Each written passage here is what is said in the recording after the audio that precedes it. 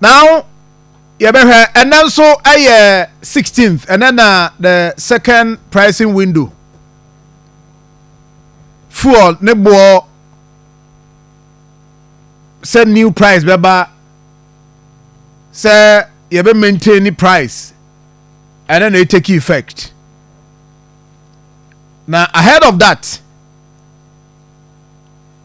there was a communique from the office of the president. Akoma FM 87.9. I know swaba actually say and they diesel.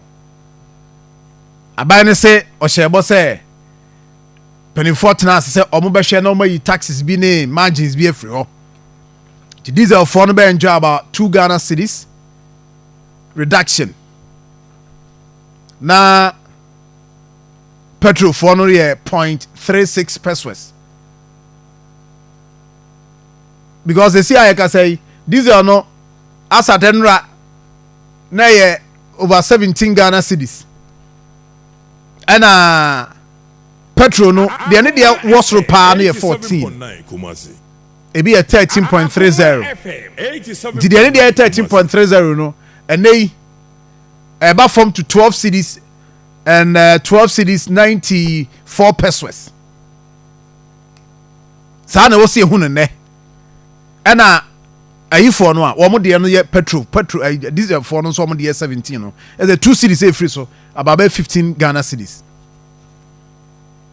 But Georgian is saying, say now we no abai so cushion yen consumers or boy yen to yi 2 Ghana cedis from diesel 0.36 pesos from petrol.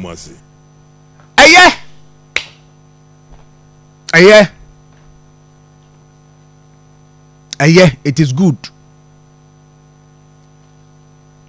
And say ke koso anke beka.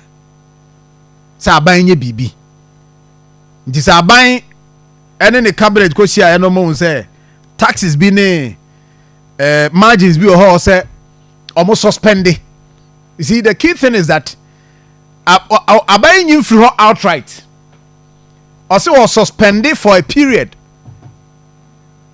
for 4 weeks. And I buying ASRD. Now all you for 4 weeks no. Or monitor the cost so the Middle East and other factors affecting the world market price. Until way a decision cabinet eteki ya omo implementing.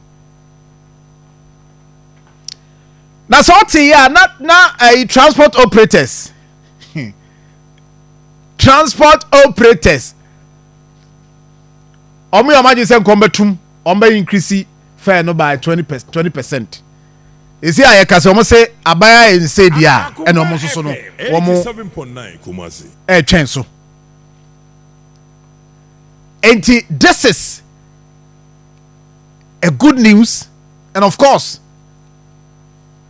you say be any one kasa no baby agina no gina ho de na be kasa we de anya hwe na we de na we de na anya hwe eye bibi pa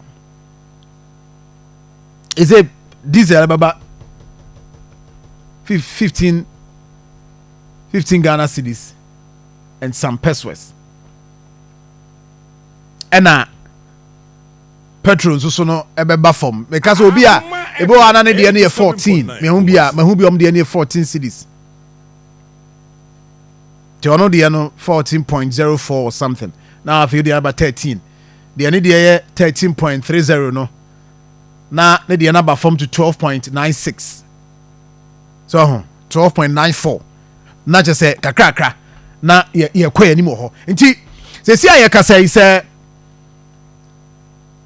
usifam and the second pricing window no take effect no she also sunya relief kakra